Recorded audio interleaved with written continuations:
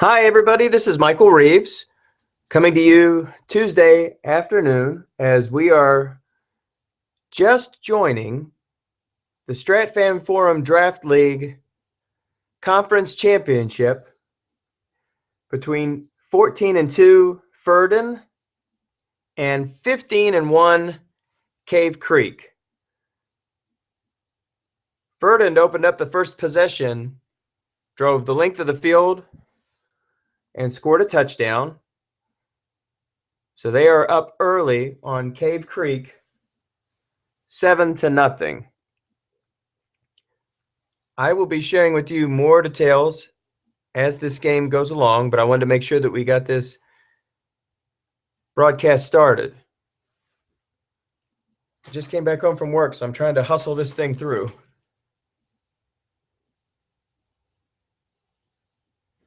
And we have several people here who are joining the broadcast. So I'm going to send a quick note to everybody that we are live streaming this game.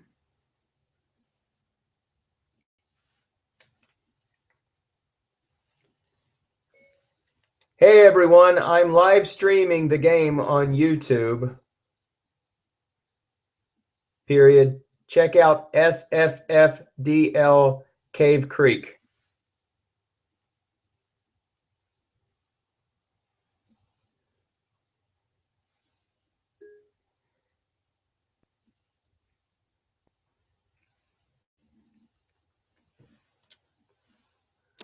So I'm going to open up my card image because that's usually what I go with. And get settled in. I just want to get the recording started. I've got to leave the broadcast momentarily, but I will be back here shortly. Let's set the stage here really quickly. Those people who will be watching the replay are going to see Cave Creek with the ball on their own 39 and a 1st and 10. And a play that only goes for a yard. Under center, Kirk Cousins, a fantastic card. He does tend to ride a two tight end offense with two fine pass catchers in Zach Ertz and Reed.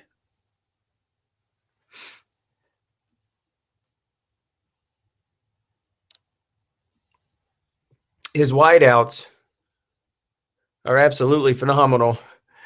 How many can say they have two of the top 5 receivers in the game, in Antonio Brown and Julio Jones, along with Rashard Matthews? And in this case here, he's going to go 3 wide.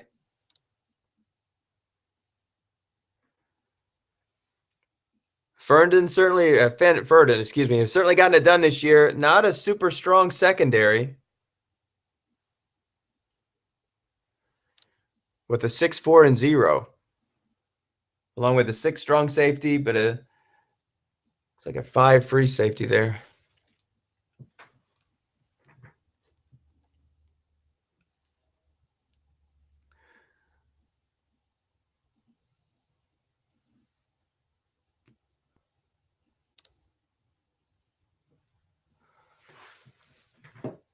So a 3rd down and 8 on their own 39. As you can see, a sack on a must run. Unlucky roll of 12. They're not able to pick up the 1st down, so Ferdon will take over. Let's see if he decides to return this punt. He's going to catch it at the 6, and he calls a fair catch deep in his own territory. Ferdon is led by the one and only Tom Brady. His wideouts include Brown and Sammy Watkins. C.J. Anderson is in the backfield, single back, and 2 tight ends, 2 of the best in the league, Olsen and Travis Kelce. Pretty strong line, too, full of 6s. On the first play, here comes a pass, and it goes complete to Travis Kelce, and he picks up 13. And that'll get Ferdon out of the danger zone deep in their own territory. They now find themselves 1st and 10, ball at the 19. We're midway through the first quarter in this conference championship game. The winner will take on Dennis Crowley and the Tokyo Yokozunas. on the first play from scrimmage, Tom Brady finds Travis Kelce for another catch, but this one only goes for a yard.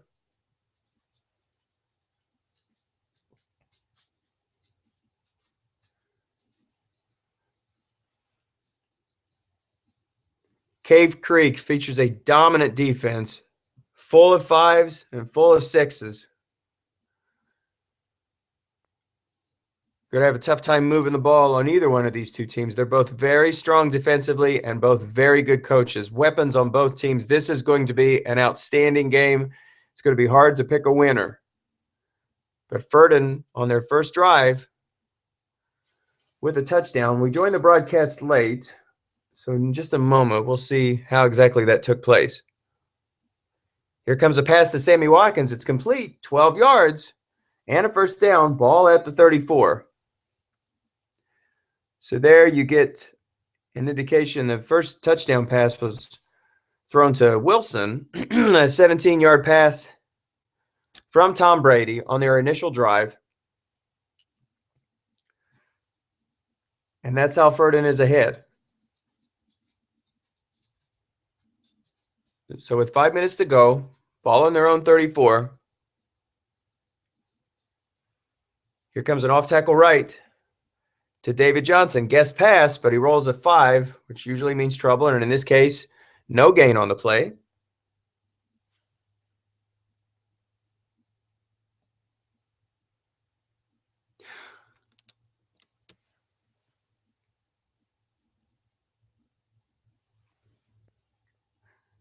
Cave Creek in their 3-4. Ferdon with the ball in their 34. Leading 15-1 Cave Creek. 7-0 early in this conference championship game.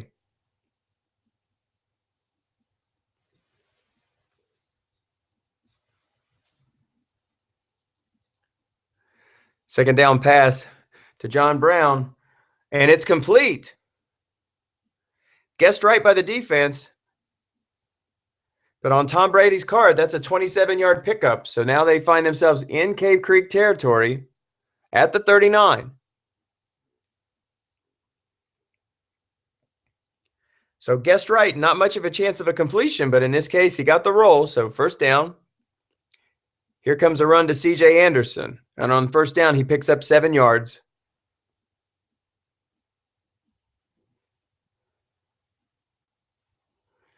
Two tight end offense once again for Ferdon. Second down and 3.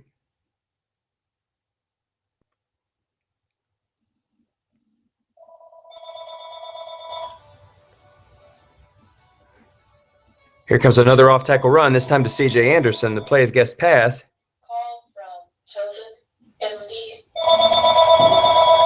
The pickup is 2 yards, so that'll put 3rd and 1.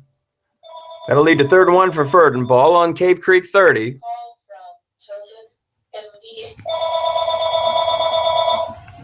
Once again, two tight end offense. Lots of options here. Mike Gillisley in the backfield.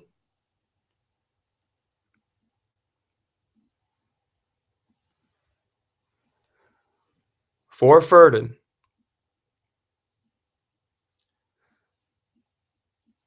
Could be a quick out to Olsen. Defense guesses wrong. In fact, they keyed Tom Brady. But Cave Creek comes up with the interception. And they return it 10 yards. So on a play in which they guessed wrong and keyed Tom Brady, well, they were able to intercept Tom Brady. And so a big turnover. Ferdon had a chance to put some additional points on the board, but was not able to take advantage. And a big-time defensive play for Cave Creek.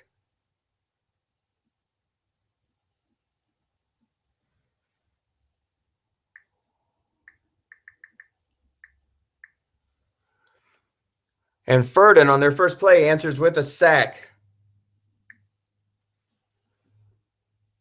And a big one, 11 yards. Let's see who made that sack. Jasper Brinkley, my friend. So an 11-yard loss. And that pushes Cave Creek all the way back to their 30. So second down. A pitch out to Bernard. Doesn't pick up much, just 4. So third and a very long 17.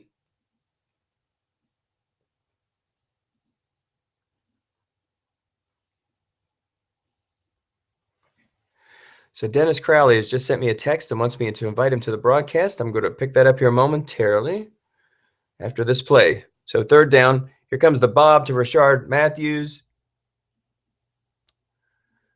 And they pick up nothing on this play. So this will be fourth down. Now I'm going to try to invite Dennis here. Let's see how exactly we go about doing this.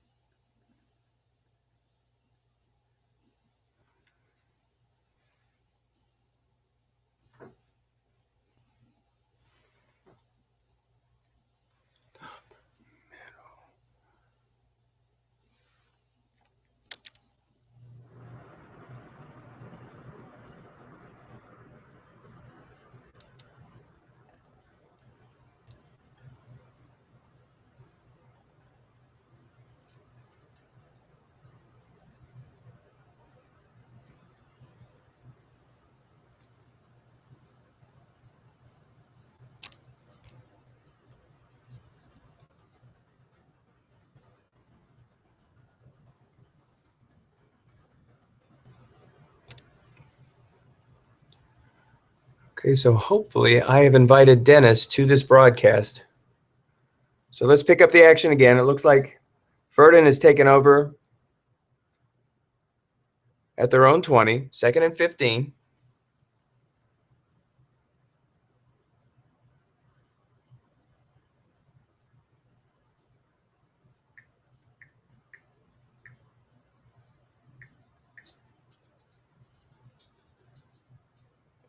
With 4 men in the zone, and this risks an interception. It's a oh, look at that. The pass falls incomplete.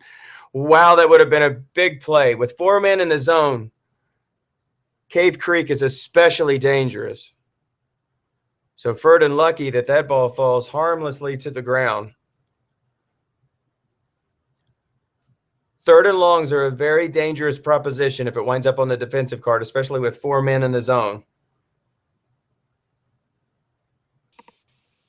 So here comes a curl pass to Evans. It's guessed right.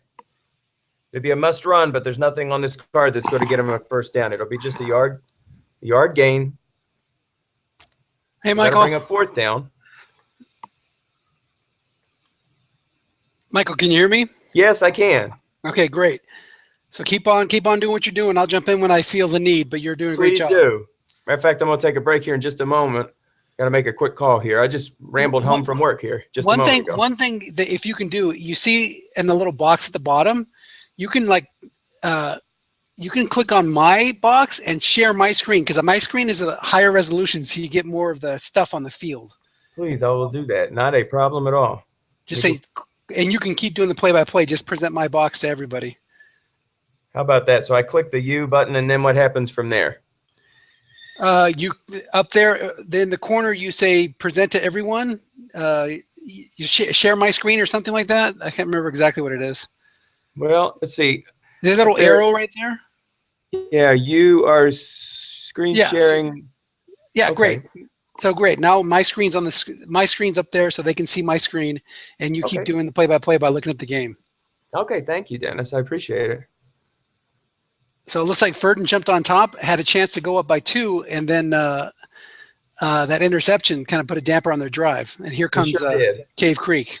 Sure did. Yeah, I got home, unfortunately, not in time enough to see Ferdon's drive. But since then, I think this one's going to be really tight. Both teams play great defenses. And if you get, as I mentioned early on, you're really asking for trouble on a deep pass. Anything over 10 yards on 3rd down, because their defense with 4 in the zone is just so tough. They very much risked an interception there that could have turned this thing around early. But yeah, not to mention both of them have good pass rush, I believe. So that makes it tougher as well. Yeah, I haven't had time to take a look at their roster to see what kind of rushers they have. Well, Ferdon's got 5'8" on both sides, Olivier Vernon and Cliff Averill. I think they're both 5'9s actually, just 5'8" because of the formation right now. Uh-huh. And then Aaron Donald is a 5'11", 5'12" one. So without even having to bring anybody, there's heat on all three sides. So that's good. Exactly. Sure. Yeah, I can't help but think this is going to be a tight one. Very defensive battle. Here comes another 3 and out. Well, I don't know. He's in no man's land, 4th and 6 at the 35. He can either kick a long field goal or go for it. I don't think he's in a punt. No, he's got a lot of weapons on this team too. He is going to employ the Dennis Crowley 4th down strategy and go for it. Yeah. He's going with the base formation now. This means that Ty can come out and double team 2 guys if he thinks he's going to pass it. And you see that 0-6 in the middle. That's Jasper Brinkley. You bring him in despite the 0 because you get containment with his 6 run rating. Double to Antonio Brown. It's incomplete. That would have been completion if he would have called run. Besides that, it's incomplete. I'll be okay. So, but you got to go for it there because if you punt it, what do you gain? 15 yards. So even though he didn't make it, it's a good decision. No question. I saw some 4th downs last night in the autumn wind game where basically 4th and 9, 4th and 10, 4th and 11, but in no man's zone, down 2 touchdowns. That's what they had to do too. Fourth down is different in strat to me than it is in the NFL. So. You got a penalty there. Mark considers himself a defensive coach, so he's going to be doing the best he can to keep this a low-scoring game. He doesn't want to get behind 2 scores against Ferdon because it makes it tougher for him to come back. Absolutely. Dennis, I'm going to get off here for just a couple minutes, and I'll be right back in just a moment, please. All right, I'll take over the play-by-play until Michael returns. Get a short pass there to a double-teamed Greg Olson, and that's incomplete. Tom Brady is the quarterback for the Ferdon Fighting Otters, and they've got Greg Olson who can catch double-team passes, Travis Kelce who can catch double-team passes, Sammy Watkins and John Brown are the receivers. Now, despite the fact that they can't catch double-team passes, they are max. No, they're not near max. They're not. Watkins is not max, but he's got a lot of yardage on his card, and John Brown, I believe, is max on a short pass. No, even he's not maxed. Mike Evans, that's another receiver he's got. So a lot of weapons there for Ferdon. Now he is maxed on the short pass, so probably see him in there a lot as well. Short pass to Greg Olson, not single covered, 4-man in zone. It's a dump off for 9 yards. So we don't have the white die 6 in this league, but we do have the dump off, and it was the high linebacker that would have been the challenge on that play. No high linebacker means no pass rush, and therefore the dump off because of the black die was a 2D. CJ Anderson's behind Brady. Short pass to Travis Kelce. Two linebackers coming on the blitz. Chandler Jones is the asterisk, but he's going up against CJ Anderson, so there's no chance of a sack. It'll either be a dump off, which it is for 13 yards, or a completion, or a pick. Those are the only 3 chances when the black die is a D and there is no sack. Short pass to Sammy Watkins. It's a run call, 3-man in zone. This will be good for Tyke unless it hits a blank, and it does. Look at that, plus 53 on 9. That's what that's what he was rooting for there, but he didn't hit it. Boy, that's quite a number to have on a 9. Dennis, did you have a chance to play either of these 2 teams during the season? I don't think I did. No, they were both. Well, Ferdon was. Maybe I did play Cave Creek. That's. I'll check that. But keep. I know I didn't play Ferdon because Ferdon, remember, last year was rebuilding, so they finished with a poor record, and usually the top teams are matched up against each other in cross-conference play. Okay. Off tackle right to Ellington, guessed right, 0 yards. He just needs 1 first down to get into field goal range. Mm-hmm. These are probably the 2 best teams in the league on paper this year, but instead of facing in the Super Bowl, they got to play each other, which is a tough break. A good break for me, though, because I get to go to the Super Bowl without having to play with him. So Dennis is not only broadcasting, he's also scouting, in case anybody is wondering. Yeah, I'm always scouting. But Uh-oh. we got a defender X or long gain. Dante Hightower's 5 rating can't make the play against the white dice 6. Oh, Nice call there by Tyke. sure. If he would have thrown a short pass, remember Mark's got the excellent passy. Mm-hmm. That would have been a pick, because the split would have been a 6. So it just shows you, am I being aggressive enough? If you are, you get a long gain. If you're not, you might throw an interception. Mm-hmm. But then again, if it was a 7, you're being too aggressive, because now it's a pick on a deep pass and not a pick on a short pass. So those are the kind of things that Strat does to you. We had a flat pass wrong there that landed on the only blank on the card. Tom Brady's pretty darn good, isn't he? Quite. Isn't that something else? It's still scratching my head about how something like that could happen. The Super Bowl, you mean? Absolutely. Yeah, that was crazy. Sure was. If it was a Strat coach that coaching the Falcons, he would have ran the ball 3 times, kicked a field goal, and gone up 11 at the end there. It's so funny playing this game. I just was introduced. I mean, I played it as a kid, but who knows what I was doing. Only been playing for the last year. Let's watch this play. Another guess wrong flat pass. This time it's on the D card, and there was 2 men in the zone. So Mark is playing some good defense, trying to keep Ferdon to a field goal here. 3rd and 10.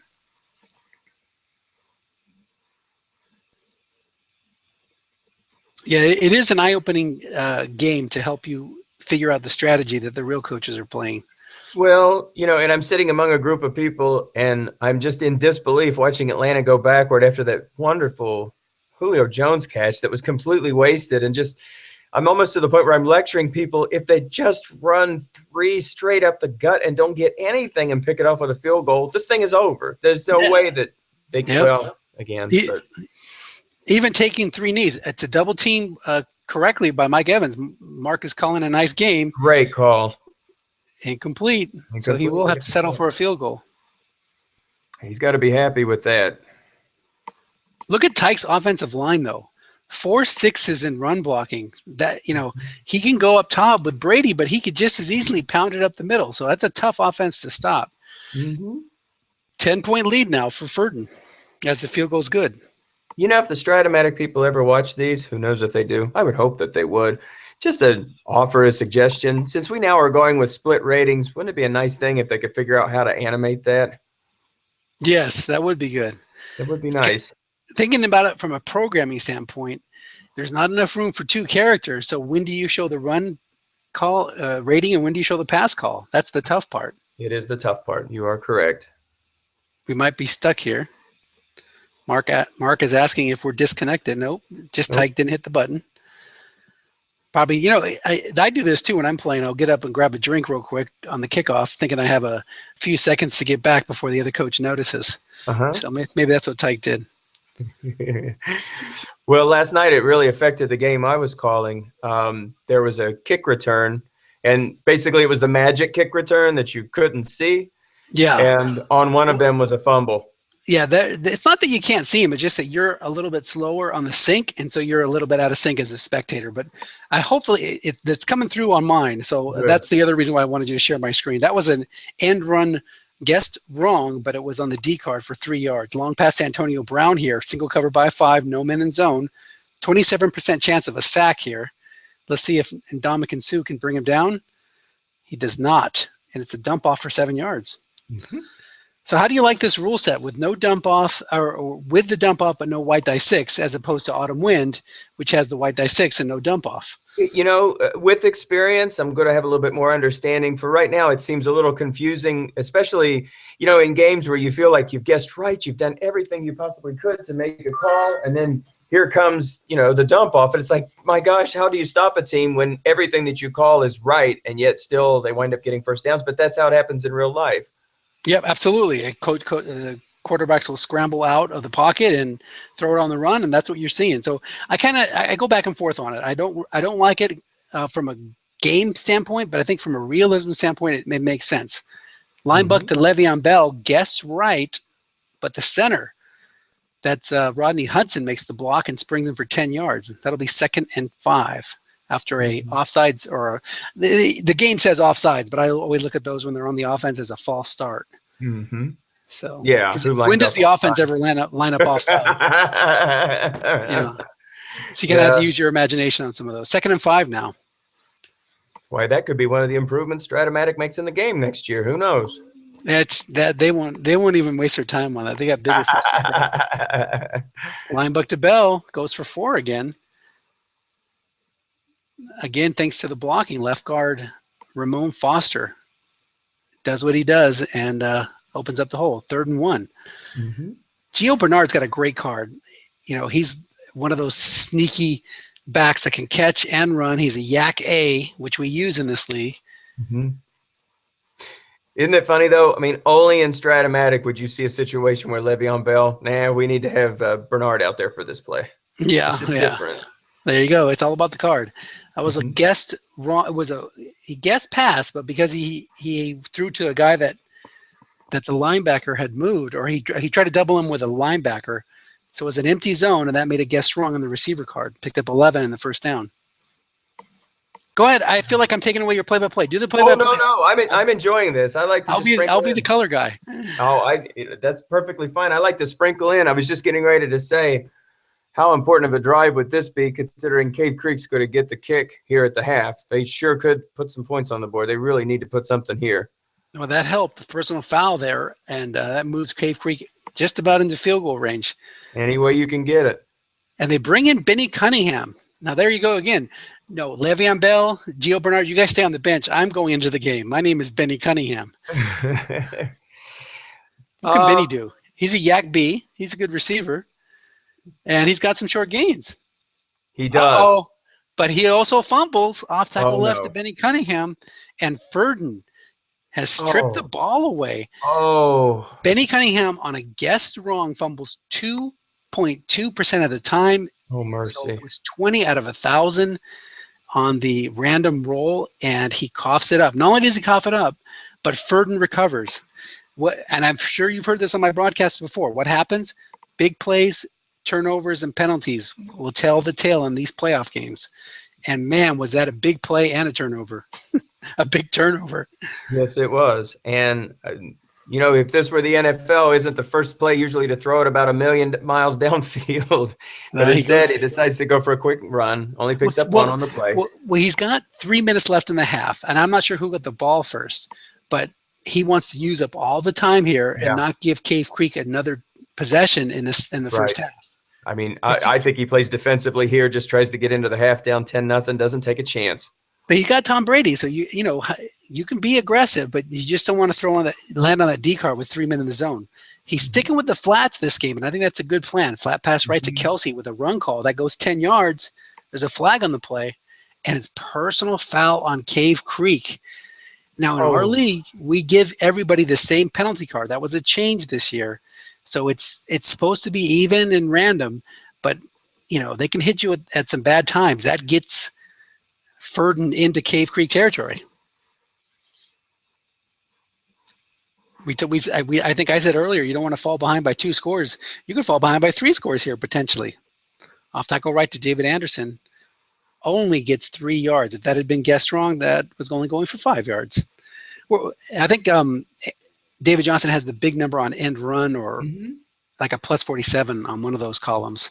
You obviously have a more experience with these cards, and it's funny. I mean, we've now played with these cards for months and months, and we're getting ready to play another league here in the spring. Does Anderson have that much better a card than David Johnson? Because he sure plays C.J. Anderson a lot more, it seems.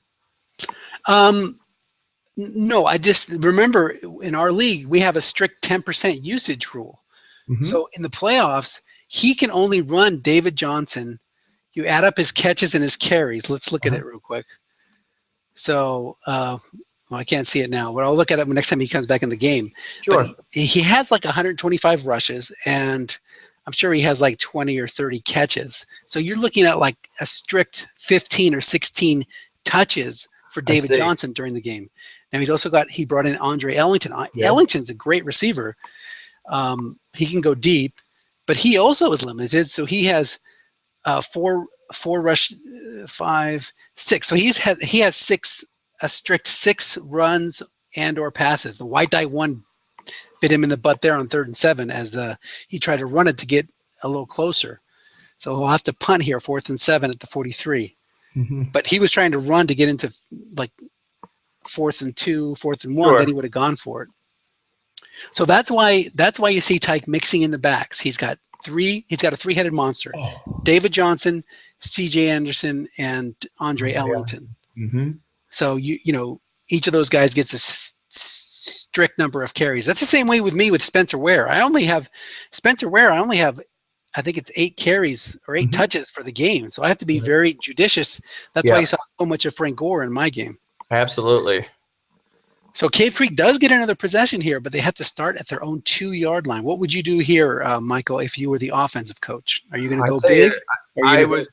I'm going 3 up the middle and trying to get out of here, especially with that pressure on the sides. If a safety here would be just a crusher. So let's see if he just goes, inside to Bell on the first play. Picks up 9. That's exactly what you want. Right. And that was a D there, so there would have been a sack chance. Oh, dear. So good call there by Mark. He's, you can't panic in these games. If you get behind in a playoff game, you have a tendency to go, oh my God, my whole season's going to go down the drain, come to an end. You have to do like the Patriots did. You work your plan. You just stick with what's working and try to adjust. Long pass to Zach Ertz, a pass call. There won't be a sack here. We talk about the sack chances, but they're really not that great because the blocking of Cave Creek is so good. Look at that. I have the pass rush chart there. In neutral situations without a free safety blitz or linebacker support, right? Those guys on the end, Averill and Olivier Vernon are not going to get you a sack. 0%. Look at 0% chance for Aaron Donald with the asterisk. 0% for Averill. 0% for Olivier Vernon. Donald's the only one that has a chance. 16%. So you're getting a lot of dump off. There's a 20-yard dump off to Jordan Reed. So Tyke's either commit to the heat. Basically, you're going to have to bring somebody else and take that risk. Right, because it's because he has a lot of 7s there. So you either got to bring the heat or try to double team or mix in the runs because you're not going to avoid getting those dump offs if the white die D comes up. Let's see if he tries something downfield this time. Now that he's out of his own territory, 52 seconds left. He does. Here comes that deep pass to Brown. Nice. That would have been a pick. That would have been a pick if he had the excellent defensive cards like Mark does. Ferdon's got excellent against the run, good against the pass. And Mark's the other way. He's got good against the run, excellent against the pass. 2nd and 10 here, 45 seconds left. Now, what do you do here? You want to run? Or are you going to – no, he's going to throw a flat. He gets the yak receiver reading, but it's not modified at all. And that's what's frustrating to me about the yak is that it's so random. Like that should have been 7 yards if you just go straight by the card. But instead it's only 2-yard gain, and that takes him away from containment. But then again, you'll have those that it's like a 2, a 2 like that, and it goes for 20 because he hit the short gain. So interestingly, he did not call timeout there. The defense takes a timeout as they didn't like he tried to hurry up to keep him in base, and Tyke wasn't having it. He used one of his timeouts just to make sure he could call the defensive formation he wanted to. That just indicates to me that Mark wants to run here, but maybe that's just a false tell and that you will actually see a deep pass or something. Tyke goes 3-3-5. He's either going to pull that extra DB back or double team 2 guys. Short pass to Jordan Reed. He doesn't do either of those things. He stays 4-man in zone. Here comes a dump off. We're under 30 seconds, so there is no dump off here. It's waved off, but it's a straight reception on the D card. Receiver reading, plus 11 on Jordan Reed's card. Now Cave Creek will use their last time out. So they have one play if they stay in bounds. That'll give them enough time to spike it. 15 seconds left means you get 2 ticks for the play, and you can spike it to stop the clock with 1 second left. If you get out of bounds, then you're okay either way. I don't know who their kicker is. Wonder what kind of leg he's got. We'll find out. Well, we'll find out here in just a little bit, obviously. We can Where do you think he goes, flat or short here? He's got to go short. He's getting a lot of dump off, so he goes short to Zach Ertz, single covered 4-man in zone, and again, it's a D, but you won't get dump off because the time's running down, so it's got to be a straight receiver reading, and he misses. Right. So he'll get one more play here.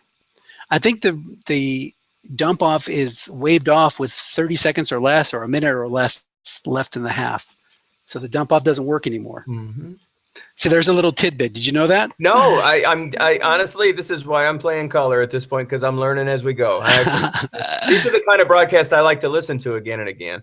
Yeah, well, that's the beauty and the depth of this game, is that there's always something to learn. Short pass to Le'Veon Bell, another would have been a dump off if there would have been enough time left on the clock. Now he's got with 1 second left. He had 2 incompletions there. That if it would have been a normal drive with a normal amount of time left, you would have seen a dump off. But because time was winding down in the half, it just goes straight on what the card readings are. And both of them were incomplete. So he's got one more chance here. And we do play with penalties. So maybe he gets a short gain, gets a penalty, get him closer into zone, or he tries to go deep here. He tries to hit on Cousins' card. David Johnson's in the game. Or not David, that's the other David Johnson. We got 2 David Johnsons playing. Oh, no, I'm sorry, that's Duke Johnson. Duke Johnson. He's a Yak A. You may see a flat pass to Duke here.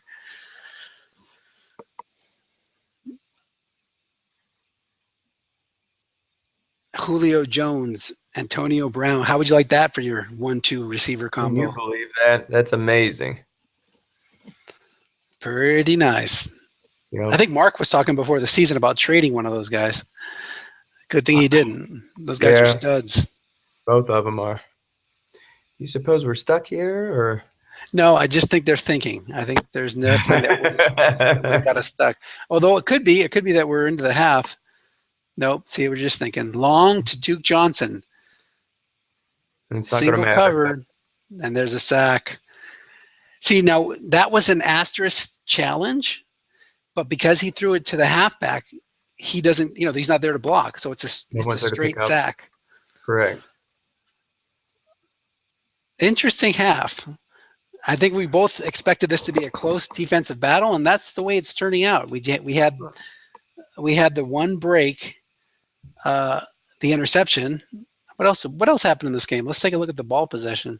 Yeah, please do, because Ferdon scored first, and I didn't get here until 11 minutes was left. And so it was a 9-play, 80-yard drive. They got the opening kickoff, so that means Cave Creek will get the ball first.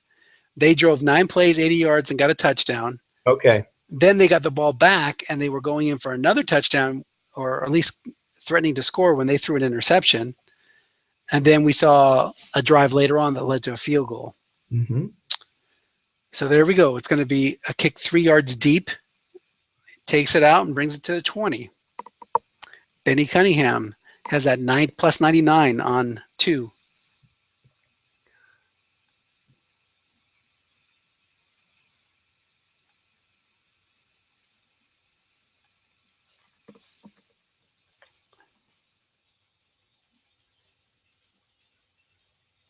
Flat pass there for 5 yards. I was mentioning early whether or not you'd played either one of these 2 teams, and I hope this doesn't come out as something crazy, but there was only one loss that Cave Creek had, and it was me. Nice. Long pass to Julio Jones. Or a long pass to Julio Jones turns into a look-in to Jordan Reed. So what do you remember from that game? Tell us how that went. How did you wind up beating him? Did you hit some big plays with Gurley? Do you have Gurley in this league, or is that the other league? It was Adrian Peterson, actually, in this league. Oh, Adrian Peterson, that's right. The final score was 16-13, and against a team like this with so much offensive firepower, you would think you'd have to score about a bazillion points to beat them. I can honestly say he had the worst luck with dice that you've ever seen, and I hardly would take credit for a game like that. It was just incredibly poor luck. He never could find the rolls, basically, but I was proud to get one signature win for the year, and he's a fine coach and a really good guy, too, on top of that. We had a nice conversation afterward, and I just know that this team was going to be – I mean, I've kind of pitched my wagon to this team. You remember the preview shows that we had, and I felt that this was clear and away the strongest team. At least that's when looking back at my notes, I felt like strong, very, very strong team and had an excellent chance to get to the finals. But they'd be hard-pressed not to. I mean, gosh, look at the talent they've got at all their skill positions. And Cousins' card has always been he's a good strat quarterback. Short pass to Antonio Brown. Guessed right. We had 2 flat passes that picked up 1 first down, and now a straight short pass that picks up another. So Cave Creek is starting to understand, starting to get the feeling that they can move the ball by throwing it short and flat, which is where you want to attack Ferdon. But with his great pass blocking, that's why. What was I going to say? But that just shows you, the fact that you're able to beat him.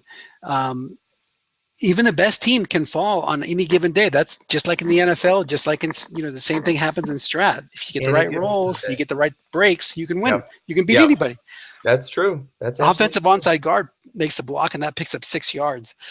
That makes a 2nd and 4.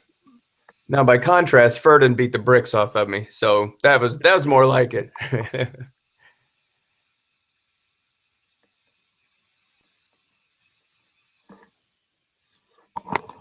Incomplete pass there on a flat look-in pass that went on the D card. And remember, we don't play with the white die 6. So that means you have a 33% more chance of having a real interception chance instead of that being like a +8 with a 0 men or +7, whatever it is, defender +2 or +8. Right. So that's something that can keep in mind. We'll see more interceptions in this type of rule set. Off tackle left to Gio Bernard, guessed wrong, picks up 4. Bernard is great off tackle and end run, not so great on the linebacker. But now he's inching forward towards field goal range. He might be in field goal range already. Did we ever look to see who his kicker was? Not yet, but I will on my side. Here, I'll check it right now. So his field goal kicker, gotta wait for this play to resolve. 24% chance of a sack thanks to Sue. And he misses it. So it's Steven Goskowski. So Goskowski is good out to the 40, 2 through 6 and 12, and 2 through 9 and 12 on the inside range. So we got the first down thanks to another dump off, another missed sack opportunity. Julio Jones was the recipient of that dump off. First down run to Duke Johnson goes on the bailout 10 and loses 2 yards. 2nd and 12. Big drive here by Cave Creek. They got to get points. They want to cut it to a single score and run right to Gio Bernard, +2 or -3 based on the defensive end, and Vernon can't make the play, so it picks up 2. You say you can't make the play. You have excellent run defense. Right. Even when you don't make the play, doesn't matter. You're making the play. It's not too shabby. Right. I mean, the ability to play straight up, not have to mess with anything, bring your linebackers in for support. That's the thing I learned more about it this year. You can call the play right, but if your defense doesn't have the right numbers, if you don't bring people up to support, it's not going to matter. Right. 3rd and 10 here. 3-3-5 against a 3-wide formation. Short pass to Rashad Matthews, being double covered by the free safety. Wow. But look at Kirk Cousins. Threads the needle, +11. Wow. That was a great pass by Cousins. See, you can say, I had a great call. Just because you have a great call, even just like in the NFL, your defensive coordinator could double team the right guy, send in the perfect defense, but the guys are going to make plays. Players are going to make plays. So to me, this type of situation means Cousins made a perfect throw. Mm-hmm. So great call by Ferdon. First and goal. Wow. Oh, it was a great call. First and goal to 10. That would have kept them to a field goal. It would have been 10-3. Now Mark is looking to make it 10-7. Flat pass left to Duke Johnson. There's one man in zone because Byron Jones was covering, was reassigned his coverage. He took on Duke Johnson while the linebacker blitzed, and that means it's defender -4 or -2. The white die was a 6. Remember, we don't play the white die 6 in this league. Mm-hmm. That would have been a touchdown. Looking past the Gio Bernard against a run call, there was a man there and another white die 6. You see how important the rule set is?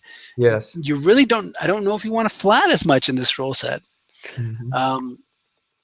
It can work. It can work if you see the guy blitzing a lot and leaving his linebackers open, or if he has a lot of 4s and 0s at linebacker. But you'll have times like that where maybe you would have been better off throwing short. So that makes it 3rd and goal at the 10. Another huge play. Can Kirk Cousins thread the needle again? Will Mark throw flat trying to catch Tyke doubling?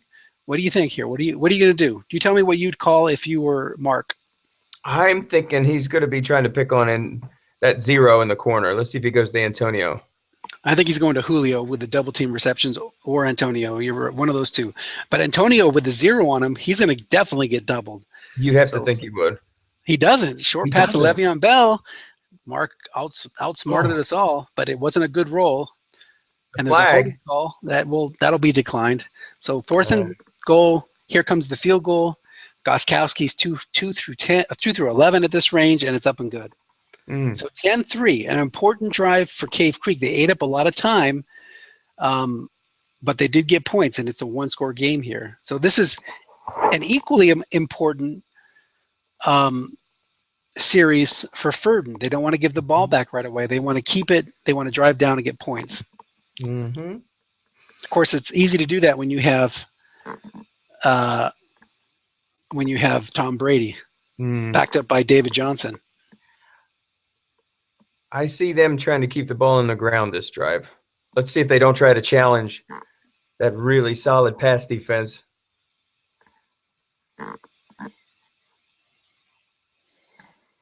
Flat pass right to Johnson.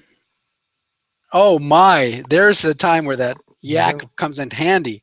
It was going to be a 2-yard gain, but it was modified by 20 yards thanks to the yak die. The yak roll was a 3. When you hit a yak roll on the edge, you go for big yardage, and that was a short gain for 20 yards. Wow! So David Johnson picks up 22 yards on that first down, and it's out to the 42.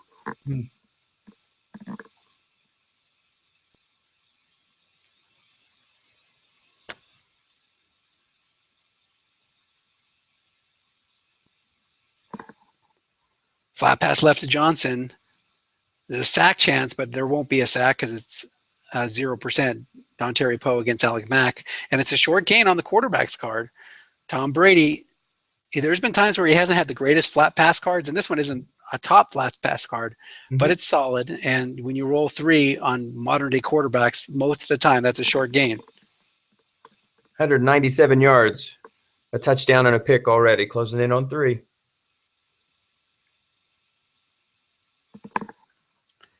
Short pass to Olsen, run call. That's going to be a completion. Look at that short pass, wrong call. That's huge. That is death. Yes. Yep. So 14-22 so far for 208 for Brady. So he's tearing up Cave Creek's vaunted excellent defense. And you know why that's happening? Because he's rolling on his own card. If he's rolling on the defense's card, it's not going to be that nice. Oh, no. Ferdon's in field goal range. They don't want to give up a sack here, but they want to stay aggressive. Off tackle right to C.J. Anderson. Correctly called. Offensive onside end. Makes the block, but there's a penalty, and it backs him up. Mike Gillisley checks in. He's another guy. This guy only has like 4 carries or something like that. So Tyke's got a plethora of running backs, all of them with their own strengths and weaknesses. Gillisley can touch the ball 5 times in a playoff game. Short pass to Kelsey, Foreman in zone. Receiver reading. Look at all those blanks on the D card. So even when it goes on the D card, it's coming up with a favorable reading for Ferdon. That's a receiver reading plus 14, 2nd and 1 at the 23. Wow. Easily in field goal range now. Travis Kelsey, 4 catches for 38 yards today. That is a favorable roll. But each time a roll like that happens, you have to look at yourself from a defensive coach saying, what could I have done to stop that? There's nothing. Absolutely. Well, you could have doubled him. That's what you could. That's what I'm talking about. Receiver reading plus 14, you have to take responsibility. There are some times when there's nothing you can do. If it's Brady on a 7 roll short pass and it's plus 12 wrong, right, or doubled, there's nothing you can do. But on this play, if you would have called pass, it would have been incomplete because the receiver reading wouldn't have happened. It would have been a blank. So that's where you, as a coach, can continually try to improve. Right. So a wrong call gets him in 1st and goal to 9. That's a good point. Once you get to this level and you have the cards to support that, it's really up to you to make those extra doubles that are going to make the difference. Yeah, it's not always just a double. It's did I have to key him to stop him there? Should I have just called run? Could I put a man there? And run right to Gillisley. There's a man there, guessed wrong. Loses 2 yards. There's an injury on the play. Chandler Jones. He goes out and he'll be out the rest of this game. That's a tough blow for Cave Creek. Injuries, penalties, turnovers, and big plays. It opens up in our rule set. And that was the second major injury. Earlier in the game, Ferdon lost Trumaine Johnson, a 5-rated cornerback.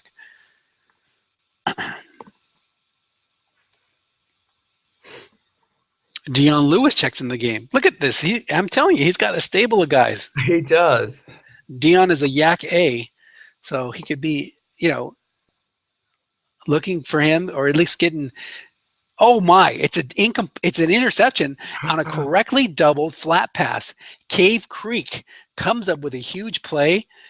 He brought Lewis in. It wasn't just to show Lewis. It was to throw to Lewis. And Mark sensed that. He doubles him with the free safety. Earl Thomas makes the pick, and that prevents Ferdon from going back up by 2 scores. The return takes it 25 yards out to the 35-yard line. Huge play. Wow. Great call by Mark. Flat pass right to Zach Ertz. That picks up 2 yards. Second and Dennis, 8. You are prophetic. And think about this, just 4 plays before. Again, it looks like a great roll, especially because the die is on the defensive side. They've got 4 men in the zone, and there's only a few chances for him to catch it. He just comes up with what I believe to be a fortunate roll. But again, you can stop those plays, and lo and behold, the one play that you show off Dion Lewis, he correctly makes the double team, and he's rewarded with the pick. Yeah, second and 8, end run right to Gio Bernard, picks up 7 on the D card. That's why you can't give up. Oh my God, everything's going his way. You see some coaches that go, oh, this is BS, LOL. Oh my God, right? Ridiculous. And they're giving up mentally. You give up mentally, you take away the ability for you to think clearly and make the perfect call. And that's what Mark just did there. He made the perfect call. Linebacker to Kirk Cousins, linebacker in zone -1 or +2. And Jasper Brinkley, that 0-6. Talk about another perfect call. He brought his 0-6 up.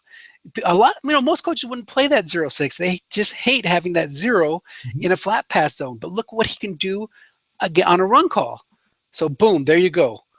Stuffed, and Cave Creek will have to punt. They were close. They were, 2 first downs away from getting into field goal range themselves. Right. Big play here. 2:06 now to go in the third quarter after a 25-yard punt return by Rashad Green, the best punt returner in the set. And he's got that touchdown looming on 3. So something to watch out for there. Ferdon takes over on their 35-yard line. This is a good game, huh? No, it's flying too. Just absolutely flying. Yeah, nice pace. Those are the kind of games that I like. Hey, Dennis, I'll be honest with you. I'm just glad to be broadcasting a game that doesn't stop 7 times during the game that you have to restart and get back in. These broadcasts have been kind of scattershot, unfortunately, so it's nice to have one with some continuity. And I sure am glad that you came in to join. This has been a lot of fun. Yeah, for sure. Let me give you a word of advice. Before you start broadcasting, reboot your computer. Clear out all those memories. Long pass to Sammy Watkins, guessed right, 1 man in zone, incomplete. Okay. A lot of times when you would do these broadcasts or you have Strat running or League Manager or other programs, it will leak memory. So what you need to do before you're going to have a game, before you're going to play in a game, before you're going to broadcast a game, always reboot your computer, clear out all your cache, clear out all your buffers, and start fresh. Okay. Second and 10 at the 35, especially if you're broadcasting it. That way, whatever happens is not your fault. Off tackle right to Ellington. Guessed right again by Mark. Mark's calling a heck of a defensive game. That goes only for 0 yards. It would have been just 3 guessed wrong. But that's Ellington's 6th run of the day. I believe he might be done for the day. We'll check that in a second. No, he has a few more, I think. Now, is this my imagination, or is this like the 13th running back that he's put in the backfield now? Dexter McCluster. McCluster can go deep. Short pass to Mike Evans. Single covered, but guarded by a 6. 4 men in zone, incomplete. Yeah, he's got, like I said, he's got a stable back there. Let's take a look at Ferdon, computer manager. As the punt's going on, it's a 55-yard punt down to the 10. Antonio Brown's there. He doesn't have a great punt return card this year, but he does have the touchdown on 2, so he's dangerous in that respect. It's a fair caught at the 10. Andre Ellington, where are you? He's got so many guys there, you can't list them all. but he's got no, that's it. He's got 6 carries. So he had 6 carries. That was his last one. Linebuck to Le'Veon Bell. It's a snap fumble, and Ferdon jumps on the ball. Oh my goodness! Mark must feel like he's swimming uphill here. He's got his. Who was the guy who rolled the stone up kept rolling back down? It's not. Gosh, this would be a great reference if I could remember. A short pass to Greg Olson. Yeah, that guy. Incomplete. Sisyphus. It's a Sisyphusian task for Cave Creek. They keep rolling the stone up the hill, and it keeps rolling back in their face in the form of a turnover or a bad break. They've lost the ball, I think, twice. But then again, Ferdinand's thrown a couple of picks here, so maybe it's not like it's going against Cave Creek, but they just get close and they just kept getting turned away. Short pass to Dexter McCluster, incomplete. So let's take a look at the turnovers real quick. Ferdinand's definitely had the better offensive possessions. Cave Creek has fumbled twice and lost twice, and Brady's thrown 2 picks. So the turnovers are exactly even, 2-2. 10-3 Ferdon, 14:42 to go in the fourth quarter. Yes, that's right. The fourth quarter has already started. 3rd and goal at the 9. Short pass to Mike Evans, guarded by a 6, single covered. He wants a receive. Oh, could be a dump off here. It looks like a dump off. Who's it going to go to? No, but it's not a dump off. Why wasn't it a dump off? You got me on that one. The animation just showed us. Oh, we don't use a dump off. Wait a minute. Do we use a dump? We do use a dump off in our league. No, linebacker 6, and we do use a dump off. Let's check the rules just to double check that. White die 6 is unchecked. Dump off rules checked. I don't know. That sure seemed like it should have been a dump off there, right? I do. I wonder the same thing. That's not what the animation reflected either. Yeah, it was a straight no sack, and then it was a straight incomplete on the quarterback's card. Interesting. Oh, maybe it doesn't happen in goal-to-goal situations. See, maybe I'm learning something here. End run left to Bernard, picks up 14 yards, guessed wrong. So Ferdon settled for the field goal to go up 2 scores again. And now it's 13-3, Ferdon on top of Cave Creek. Plenty of time here, though. Don't have to panic at all. Sure, it's easy for us to say, but when you're losing by 2 scores, you sure feel like it's time to panic. That's why you got to keep your cool, keep your composure. Especially when you've had 2 fumbles, it's really easy to put the ball in the air then. But looking past Le'Veon Bell, 2 guys there. But it's a yak reading and it's incomplete. There was an injury there as Cave Creek's Justin Pugh, who's a 5'7" guard or a 4'7" guard, goes out. And that means that he has to settle for a 5'5". Oh, I'm sorry. Justin Pugh is the tackle. So it goes from, he does get hurt. He goes from a 4'7" tackle to a 4'0" tackle. So that means this guy, Olivier Verdon, is now a 5'9" against a 0. That could be huge. Linebuck to Bell, guessed wrong, picks up 3. 3rd and 7. That's something to watch. Suddenly, remember how we saw with all Mark's 7 pass blockers, there was not really much chance of a sack. Now there will be with that one matchup. Neither team is really free safety blitzing a lot. They're playing it conservative and making the other team earn it against their cards. Because of that Trumaine Johnson injury, Antonio Brown's being covered by 0-rated Josh Shaw. Linebuck draw to Bell, offensive center, +10 or +2, and that's not going to go anywhere. I don't know if I like that call. He's going to go for it here on 4th and 5. He was trying to break contain, but because he only gained 2 yards, containment's still in effect. He's not quite at midfield. This could be the game if he doesn't make it here. And he stays base, which again, with Jasper Brinkley and his 6th-rated run defense, you can't really run against this formation. He goes for a short pass to Ertz, 4-man in zone. It's dump off. But it's the dump off that you don't want. On the quarterback's interception split, incomplete. Ferdon takes over with a 10-point lead and the ball in Cave Creek territory. Would you have gone for it there, or would you have punted? Gosh, 2 scores down at the 47.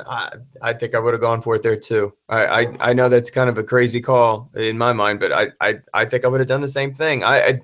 This is the time when you say it requires discipline, and as a rookie coach, I'm in panic mode. So yeah, I think I would have done that. Yep. 2-yard gain, guessed wrong on CJ Anderson's card. Penalty. I'll be honest with you though. If I didn't have this if I had the defensive skills and abilities like Cave Creek has, yeah, I definitely would have gone for it, because I feel like, okay, yeah, I lost the battle here. Maybe I'll hold them to a field goal, but I'll still only be down 2 scores. But that's the thing. When you have that defense, you punt it deep, you get the ball back quickly near midfield if you hold. Yep. Offensive off tackled left to CJ Anderson, picks up 2. Mm-hmm. So you see him with CJ Anderson. He has a very low fumble chance. 2nd and 3 here after that 5-yard penalty and 2-yard run. So he just needs, remember, he's got a good field goal kicker as well. We saw Goskowski's card.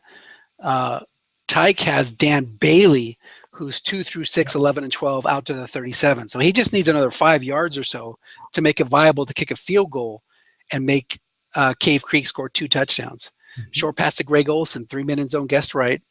This could be good. Defender X, and it would have been incomplete anyway, but we'll back it up, and there'll be a 5-yard penalty. False start on Ferdon. 2nd and 8 here. Gillisley, like I said, has a handful of carries. He's going to have 5 carries available to him, 5 touches available to him. It's got a nice card. End run right to Gillisley against the run call. Good call by Mark. 0-man in zone, though, and it picks up exactly 8. So you see, you can make a good call, mm-hmm. but calling pass and putting a linebacker there would have been a better call. You know, so sometimes you can be wrong and be right, and sometimes you can be right and be wrong. Mm-hmm. That was one of those times where he made the right call, run pass, but he didn't stuff the zone. 1st and 10 at the 37, 10-12 to go in the game. The Ferdon hedge your bets, right, on run calls and put 2 in his zone. Yeah, well, that was what he did. A good job there. He called the run, and he was guarding the outside flats. Short pass to Sammy Watkins. 3-man in zone, guessed right, incomplete. But there's an offsides against Cave Creek. That'll move the ball up 5 yards, and now he's in really good field goal range. Mm-hmm. He just needs to play it smart, run the ball, use some clock, but he still should be going for a touchdown here, because you don't want to leave it. You know, you don't want to be just up 13. You want to be up 3 scores. Mm-hmm. So you want to be up 17. But let's face it, Tyke's done a great job today holding that Cave Creek offense to only 3 points. Mm-hmm. Off tackle right to CJ Anderson, 2-man in zone, guessed correctly, and it picks up 2 thanks to the offensive onside tackle. Marcus Gilbert and his 4 rating making the block. I'm sure they want a touchdown out of this too, but I'll tell you this, with 2 picks already in the books, I'm thinking they're going to do everything they can to munch some time off the clock, and if they have to settle for 3, they'll settle for 3. They just cannot risk another interception here. But you got Tom Brady. So he's not playing a conservative. He's slinging it. Short pass to Kelsey, incomplete. That'll be 3rd and 3. If he would have run there behind those 2 big 6s, he's got 6 available to him. So, yeah, maybe running would have been a better option there. What do I know? I'm sitting at home broadcasting this game. I'm not playing. Yeah, I'm going to have my hands full with whatever team advances here. That's for sure. Absolutely. Remember, I only have the average defense, so we'll see what happens. Off tackle left to Gillisley. One of those precious carries, guessed wrong.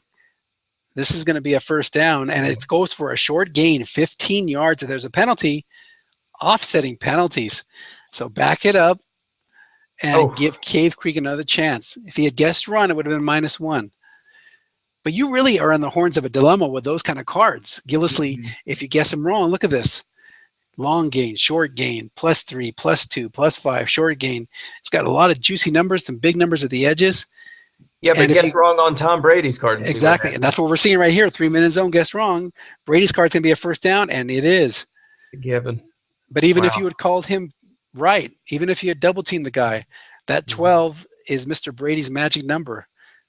He's good. He's good, right, wrong, or double team. Now we're seeing a blitz showing from Cave Creek, maybe putting that in the back of the mind of Ferdon, because he really needs a sack here. Instead, it's a fake short play action pass, goes to Olsen for 10 yards. Brady is completely in control. Yes, I he heard is. some people call him an assassin on Sunday night. When he got the ball back down 8, everybody knew he was going to score, or at least that's the sentiment. And Wow. he certainly looks like he wants to kill this game off. You can I mean, feel did anybody in their right mind after they won that coin toss think? I mean, you could have gone to right, bed. absolutely. You can feel the life and the fight being sucked out of the Cave Creek long shots.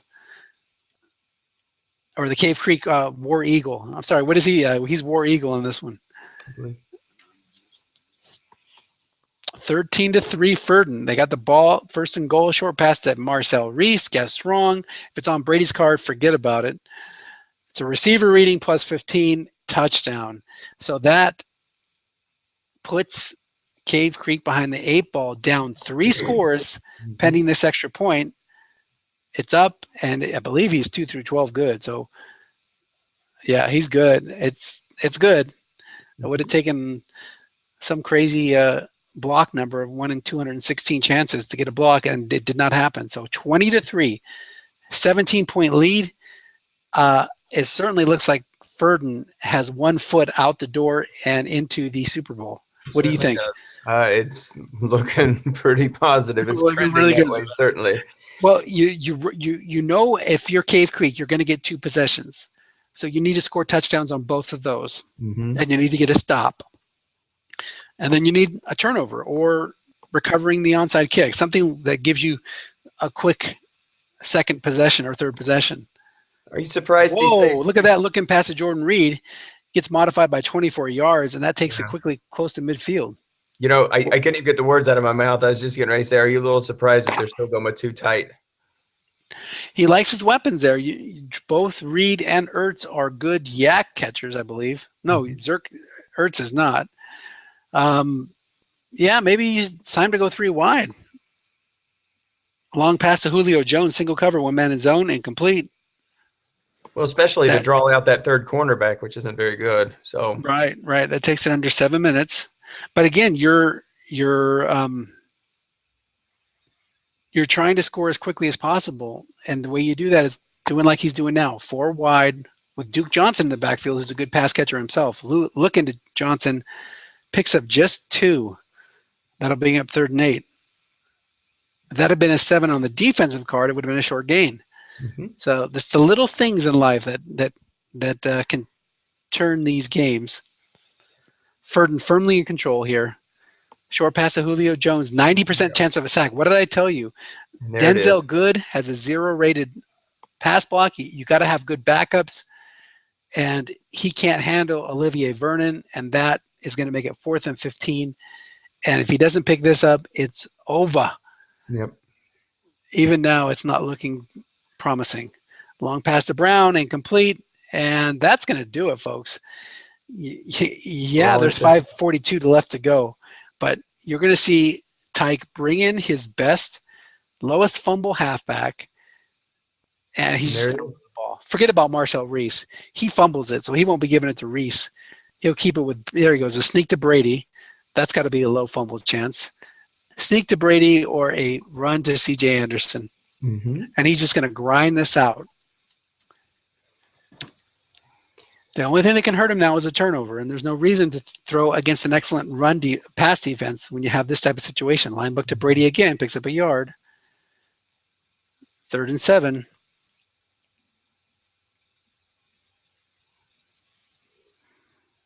Everybody, with 4:30 left to go in this conference championship game, let's set this up. This is Ferdon with 20 points against Cave Creek with only 3. Ferdon driving, trying to kill the clock. If they pull off this game, which is looking, that's going to be an offsides call. If they pull off this game, which it's obviously looking like it's going to, the Strat Fan Forum Draft League Championship will feature Ferdon, who entered this game 14-2 in the regular season. Is that right? And 2 wins here in the playoffs. That's right. Against Dennis Crowley and the Tokyo Yokozuna. And while I have him on here, I want to make sure I get this correct. What was your winning streak, Dennis, this year? I think it was 40 games, and then it was snapped by Mike Stuckey and the Drake at Middies. 20-yard gain there as he was trying to key Brady, and instead he went to C.J. Anderson. So that takes it down to 3 minutes left. You're in scoring territory. Again, I'm sure if Tyke could, he would just take a knee here. Instead, he's doing the next best thing, which is running Brady on sneaks up the middle. Just burning clock. That's all you got to do here is burn clock. So it's just going to be a really tough matchup for me. Tyke's got such a plethora of weapons. He's got excellent run defense, good pass defense. There's a nose tackle +1 or +12. Takes it to 4th and 7. He'll kick a field goal here, go up 20, and that's going to put the capping on the scoring today unless we get a late consolation touchdown by Cave Creek. Kicks it deep, 8 yards deep. Benny Cunningham might as well try to take it out, get the touchdown. Nothing to lose now. And instead he fumbles it, and now Ferdon jumps on it, and there's a saying in Spanish, salimos de Guatemala y entramos a Guatapeor. This game has gone from bad to worse, and we'll get 3 knees here from Brady. Mark's not even going to call timeout, and this is it, 23-3, final score. Wow. The Ferdon Fighting Otters dominate on the road against the Cave Creek War Eagle. And me and Tyke have played in a Super Bowl before. Really? Yes, let's look at the website real quick as we get some knees being taken here. We played, I think, 3 years ago. One of Tyke's, I think his first year in the league, Tyke won the championship. He won the Super Bowl. Second year, he played me, and I won the Super Bowl. But now he's back again, I think, in his 4th year in the league. Let's look at the Super Bowl champions. Game's over. We'll have the good game, good wins. Mark's got to be a little upset right now. But, what can you do? You call a good game. You put your best foot out there. And sometimes things just don't go your way. So it was, let's see, 3 years ago, the 2012 season, Tyke Wright was the champion. They beat River City. In that game, I was up 21-0 over River City, or 24-0 at halftime, and they came back and beat me. Okay. I had Peyton Manning, and he just blew up. But the following year, it was when the Yokozuna. So 2 years ago, 2 card sets ago, the 2013 card set, Tokyo took care of Brighton 33-14 before he moved to Ferdon. But it's the same coach, same team. So we'll see what happens in this one. Sure. Mark says, I'm sure Dennis is watching, but I'll say it anyway. Kick his butt. He has enough titles. And I'm sure most people will be rooting for Tyke to get his 2nd title, since I have like 4 or 5 already. Sure. He says, I got him once, he got me once. Should be a good game. He actually didn't get me once.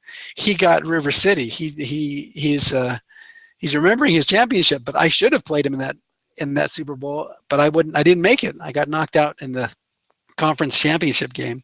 Oh. Now, I remember, were you the one who was involved in that game with a crazy fumble maybe at the end of it? For the life of me, I cannot remember. It was the first time I was introduced into these broadcasts, and something really fluky at the end that happened at one of the championship games. There was a fumble or something like that. I play in so many leagues. You're gonna have to give me a little more info. Yeah. I wouldn't be surprised. That sounds like one of my games. Yeah, I'd have to go back. Yes, yeah. That was one of the first games you watched. Tom was broadcasting it. I was playing Jay Villing in the SSFA conference semifinals, or the semifinal. We don't have conferences in that league, so it was like Frank Gore has like a 3 out of 1,000 chance or 6 out of 1,000 chance. He fumbled it. He recovered it, got a touchdown, and then I think I fumbled the kickoff return. And so I went from being up 3 to down down 10 like in this blink of an eye. So that can happen. I'm telling you that there is no guarantee in this league that you're actually going to win, no matter what the situation is. Crazy things can happen, just like we saw in the Super Bowl on Sunday in the NFL. Absolutely. So, all right, man, I'm going to jump off here. But congratulations to Tyke. Looking forward to that game. I'll do my best. And again, what am I going to need? Big plays, turnovers, penalties, something good. It's got to happen. Although there's, don't discount my team. I got a pretty good offense. My defense might not be as good as Tyke's, but my offense is pretty darn good. Absolutely. So I think I would probably make Tyke like a 4-point favorite or a 3-point favorite in that game. Now, that one doesn't have home field. Is that right? We dropped that at the championship level? Correct. It'll be played on a neutral field. Neutral field. I think Vegas says that as a pick. I'm just being honest here. Say a pick 'em. It could be. I say Vegas. Listen, you can look at it from a score standpoint that they may be 4 points favorite on the field, but name recognition, brand recognition for Tokyo and Dennis may put it as a pick. You're talking about excellent run defense and good pass defense for Tyke up against average run defense and average pass defense for me. I'm going to have to be on my A game and make really good calls because I'm not going to get a lot of help on the defensive cards. And remember, I have the average pass defense because I have some 4s there at safety. I have a 4 free safety. I have a 4 strong safety. So those guys can be exploited. And I have some 4 linebackers, which, Tyke with those running backs that can go deep, along with the tight end that can go deep. That's going to put me behind the 8 ball. Like I said, I'm going to have to make great calls. But if Tyke wins, I'll be happy for him. I mean, I've like Mark said, I've won 6 championships in the 11 years, and Tyke's won 1. So fair play to him if he takes me out. Well, Dennis, and I think that speaks to the class of this league. It's very much fair play. Everybody roots for everybody. Nobody gets too high. Nobody gets too low. We're all having fun at the end of the day. But the best coaches are the ones who win out. And very soon, I'm sure that Tyke and you will put together that schedule. We'll put it out on the email, and we'll all be watching. Sounds good. Hopefully you can call the game. I will be more than happy to. Dennis, thank you. Right. I appreciate it. Take care. Sorry for taking over your broadcast there. Well, no, listen, was exciting. I'm learning. Thank you for all the info on the dump off pass, for crying out loud. So much more to learn, but so much fun. Listen, you have a great time in sunny, not so sunny Seattle. All right. All right. I'm actually in Southern California. I just like the Seahawks. So you are a transplant if ever there was. Listen, great hearing from you. Congratulations, and we'll look forward to seeing you and Tyke play. Tyke, congratulations to you, Cave Creek. Great season. All right. Take care, guys. Take care. Bye-bye.